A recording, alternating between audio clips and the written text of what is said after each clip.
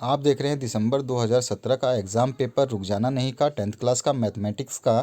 तो चलिए देखते हैं इसमें कौन कौन से इंपॉर्टेंट क्वेश्चंस आए थे, और साथ ही साथ आप प्रीवियस ईयर के सारे क्वेश्चन पेपर्स देख लेना जो आपके लिए इंपॉर्टेंट रहेंगे इस बार एग्ज़ाम में। तो उनको ज़रूर देखिए। सभी की लिंक इसी वीडियो के डिस्क्रिप्शन बॉक्स में अवेलेबल है। आपको कोई लिंक या वीडियो ना मिले तो आप कमेंट सेक्शन में कमेंट कर सकते हैं। आपके प्रीवियस ईयर के क्वेश्चन पेपर में से ज़्यादातर क्वेश्चंस आने वाले हैं। पहला क्वेश्चन है, if sum of two numbers is 25 and the difference is 7 then the numbers are. तो आपको ये कैलकुलेट करके इसका आंसर देना पड़ेगा। और x equals to 7y given है आपको। Find the value of x and x if y equals to y is 0 and 1। y की वैल्यू अगर 0 और 1 है तो क्या वैल्यू होएगी। तो अगर 0 है तो ये x इक्वल्स टू 0 हो जाएगा, और y अगर 1 है तो x इक्वल्स टू 7 हो जाएगा।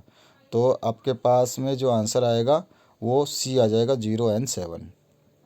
इसके बाद आ जाइए परिमेय व्यंजक जो आपके सामने गिवन है। एक, the degree of numerator in the irrational expression जो गिवन है, इसमें बताना है आपको कौन सा जो डिग्री है। उसके बाद में नेक्स्ट जो क्वेश्चन है इसमें पूछा गया सम ऑफ रेशनल एक्सप्रेशन आपको बतानी है जो यहाँ पर है, इसका सम बताना है। जब आपको इसको ऐड करेंगे तो ही इसका सम निकलेगा। इसके बाद में पांचवा क्वेश्चन जो है 36 एंड 49 जो है इसका मिड प्रोपोर्शन आपको निकालना है, उसका क्या होगा। इसके बाद में आपको नेक्स्ट जो क्वेश्चन पूछा गया इसमें एक शब्द या एक वाक्य में उत्तर देना है। तो क्वेश्चन नंबर 1 देखते हैं। इसमें पहला जो है सेकंड का पहला पार्ट, तो इसमें पूछा जाएगा if the distance of 20 metre from if at the distance of 20 meter from the base of a tower the angle of elevation of top of the tower is 45 degree, then what will be the height of the tower। height बतानी है आपको। Second है आपका, if diameter of a cylinder is 14 centimeter and its height is 7 centimeter, then what will be the volume of the cylinder। Volume निकालना है आपको, आयतन निकालना है यानी। इसके बाद में आपका जो थर्ड क्वेश्चन है, what is the volume of hollow sphere. तो होलो स्फीयर का वॉल्यूम का फॉर्मूला आपको लिखना है।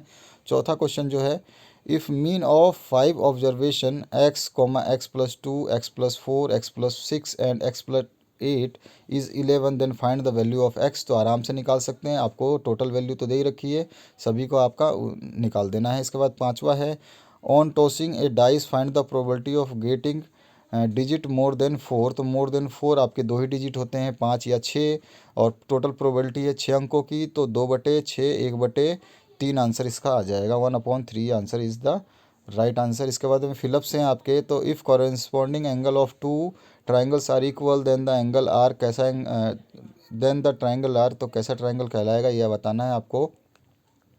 सेकंड है, if ratio of area of two triangle is 9:16 then ratio of their corresponding side आपको बताने हैं। उसके बाद में से the rate of interest of educational cess is कितना होता है, एजुकेशनल सेज का रेट ऑफ इंटरेस्ट आपको बताना है। Value of compound interest is equals to is dash of simple interest कितना होता है ये बताना है। Amount paid in instalment is dash then the cash payment, ये आपको आंसर बताने हैं सभी के। इसके बाद में निम्नलिखित की सही जोड़ियाँ बनानी है जो आपको सामने इक्वेशन ए दे रखी हैं, और इनको बी कॉलम से मैच कर देना है।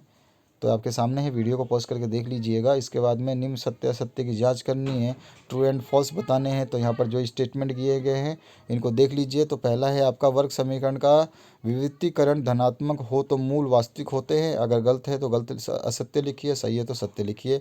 यदि दो वृत्तों की त्रिज्या समान हो तो वे वृत्त सर्वांग सम होंगे, बिल्कुल सही बात है। वृत्त की सबसे बड़ी जीवा त्रिज्या कहलाती है, तो ये गलत है, त्रिज्या नहीं कहलाती है, वो डायमीटर यानी कि क्या कहते हैं व्यास कहलाती है। और उसके बाद में दीर्घखंड में अतिरिक्त कोण न्यून कोण होता है। और पांचवा है, वृत्त की समान जीवाएं केंद्र पर समान कोण आंतरित करती हैं, ये आपको बताना है। इसके बाद में जो नेक्स्ट क्वेश्चन है आपका ये है छठा, if hypotenuse of a right angle triangle is 5 centimeter and the remaining side of are in the ratio of 1:2 then find the values of sides। आराम से साइड निकाल सकते हैं ट्राइंगल का, जो है राइट एंगल ट्राइंगल है। इसके बाद में और ऑप्शन में है, triangle A B C is isosceles triangle in which A C equals to B C, A B square equals to 2AC square, then prove करना है आपको A B C is a right angle triangle. ये theorem है आपकी। इसके बाद में सातवां जो क्वेश्चन है, if triangle A B C and P Q R two similar triangles, the area are respectively 36 centimetre square and 81 centimetre square, if Q R equals to 4.5, then find the value of side B C. पहले diagram बनाएंगे, उसके बाद ही आपको solution मिल पाएगा इसका। अथवा में आ जाइए, the internal point D is of the side AB of a triangle ABC such that AD is in the ratio of 3 to a point E is on side B such that DE parallel to AC, then find the value of area of triangle ABC, area of triangle BDE। तो आपको पहले diagram बनाना है, उसके बाद में आप सब कुछ समझ जाएंगे। आठवां जो क्वेश्चन है, a 20 metre long ladder reaches up to window of a building which is 15 meter height above the ground. Find the distance of lower end of the ladder from the foot of the building। इसके बाद में next जो question पूछा गया है, और option, a ladder is placed in such a way that the lower end of the at a distance 5 metre from the wall and its upper ends reaches at the window which is at a height of 10 metre from the ground. Find the length of the ladder. तो ladder जो है आपका सीढ़ी जो है टेढ़ी लगी होती है, उसका लेंथ आपको निकालना है, एक ट्रायंगल बना के निकलेगा। इसके बाद में नाइन्थ जो क्वेश्चन है, इसमें पूछा गया है, निम्नलिखित if mean of 6 4 7 x is 10 and 10 is 8, then find the value of x की मान निकालना है। और दूसरे में यहाँ पे जो आंकड़े हैं, इनके हिसाब से आपको मीडियन निकालना है, यानी कि माध्य निकाल देनी है। इसके बाद में 10वां क्वेश्चन है, एक पासे को फेंकने पर सम अंक आने की प्रायिकता बतानी है। तो आपको पता ही है, एक पासे में 6 ही अंक होते हैं, 1 से लेकर 6 तक, और उसमें सम होती हैं। सम संख्या जो होती है 2 होती है, 4 होती है और 6 होती है, यानी सम संख्या 3 होती हैं और टोटल अंक 6 होते हैं। तो 3/6 हो जाएगा। तो 3 से 6 को काटेंगे तो 1/2 जो है इसकी प्रायिकता आ जाएगी। इसके बाद में find the probability of getting head on both if the 2 coins are tossed. तो 2 कॉइन अगर टॉस्ट करेंगे तो दोनों पर हेड आने की प्रोबेबिलिटी 2 बार है। हो सकता है कि दोनों बार उसमें जो है हेड आ जाए, लेकिन आपका टेल भी आने के चांसेस है। तो टोटल चांसेस तो 4 आ गए और आपके हेड केवल 2 ही होंगे, तो 2/4 हो जाएगा। तो काटेंगे तो 1/2 इसका आंसर आ जाएगा। इसके बाद में आ जाइए, अगर हम 11वें क्वेश्चन की बात करते हैं, prove that the line joining the centre of a circle to the mid point of A code of the circle is perpendicular to the code. ये आपको बताना है। इसके बाद में ये थ्योरम है आपकी। और ऑप्शन में आया है, the length of A tangent drawn from the external point 5 centimetre apart from the centre of the circle is 4 centimetre. Find the radius of the circle.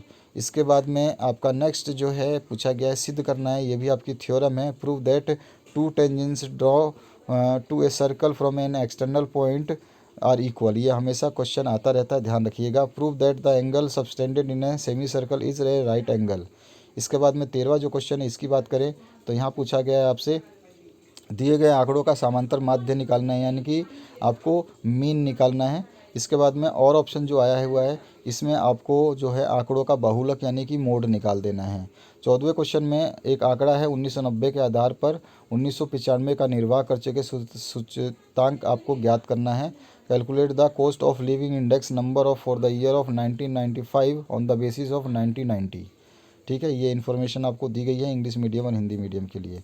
तो ये आपका जो है आगे अथवा में अब क्वेश्चन जो हम देखेंगे उसमें बताएंगे आपको जो नेक्स्ट क्वेश्चन क्या है। तो यहाँ पर है, निम्नलिखित बारंबारता आवंटन का माध्य जो है 49.5 है, तो पी की वैल्यू आपको निकालनी है, यानी कि डिस्ट्रीब्यूशन का जो वैल्यू है अगर 49.5 है तो पी की वैल्यू आपको निकाल देनी है। 15वां जो क्वेश्चन है, इसमें जो समीकरण दिया हुआ है इसको सॉल्व कर देना है। 16वें क्वेश्चन में ए की वैल्यू निकालनी है, जो समीकरण दिया गया है जिसका अद्वितीय हल है, यानी कि यूनिक सॉल्यूशन है।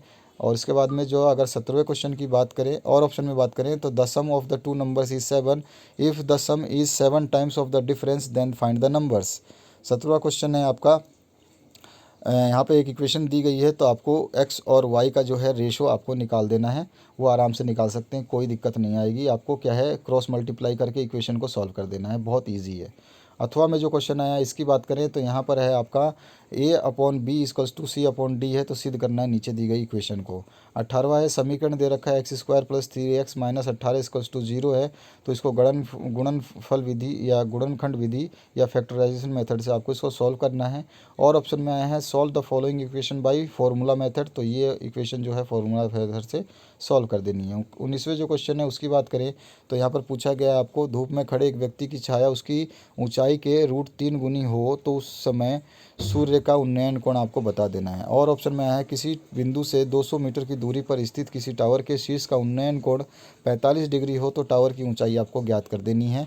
ट्रिग्नोमेट्री का जो आपका चैप्टर है हाइट एंड डिस्टेंस, उसके क्वेश्चन से ये 20वां जो क्वेश्चन है इसकी बात करें तो इसमें पूछा गया है यदि ए लंबाई, बी चौड़ाई और सी ऊंचाई वाले घनाभ का आयतन बी तथा संपूर्ण पृष्ठ एस हो तो सिद्ध कीजिए कि 1/b = 2/s अंडर में 1/a + 1/b + 1/c ब्रैकेट में, ये इसको प्रूव करना है। तो आपको पता ही है फॉर्मूला, आपको वॉल्यूम का और एरिया का पता होना चाहिए, उन्हीं इक्वेशन से आपको ये निकाल देना है, कोई दिक्कत नहीं आएगी। Volume of a cylinder is 20 pi cubic metre and its area of the base is 4 pi square centimetre. Find, देखिए अब दोनों में सेंटीमीटर है, कोई दिक्कत नहीं। फाइंड आउट इस कर्व सरफेस, तो इसका जो है वृक्क वाला जो वृक्क पृष्ठ वाला क्षेत्रफल है उसको आपको निकालना है। केवल सरफेस निकालना है, क्षेत्रफल निकालना नहीं है।